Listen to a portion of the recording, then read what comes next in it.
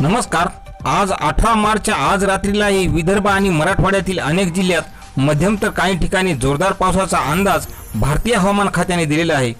तर हवामान विभागाने वर्तवलेल्या अंदाजानुसार आज मराठवाड्यातील हिंगोली, नांदेड, लातूर, धाराशिव, परभणी या जिल्ह्यामध्ये काही ठिकाणी विजा आणि मेघगर्जनेसह हलक्या ते मध्यम स्वरूपाचा पावसाचा अंदाज दिला।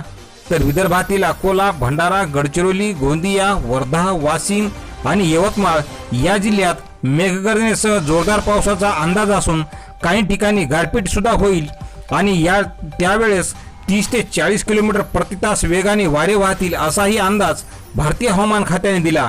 तसेच उद्या म्हणजे मंगळवारी पुन्हा एकदा नांदेड, लातूर, अकोला, अमरावती, बुलढाणा, गडचिरोली, वर्धा, वाशिम आणि यवतमाळ जिल्ह्यात मध्यम तर काही ठिकाणी हलक्या पावसाचा अंदाज आहे। तर नागपूर, गोंदिया, चंद्रपूर, भंडारा या जिल्ह्यामध्ये जोरदार पावसाचा ऑरेंज अलर्ट भारतीय हवामान खात्याने वर्तवलेला आहे। तर शेतकरी मित्रांनो, अशीच हवामानाची प्रत्येक बातमी पाहण्यासाठी चॅनलला सबस्क्राईब करा। धन्यवाद।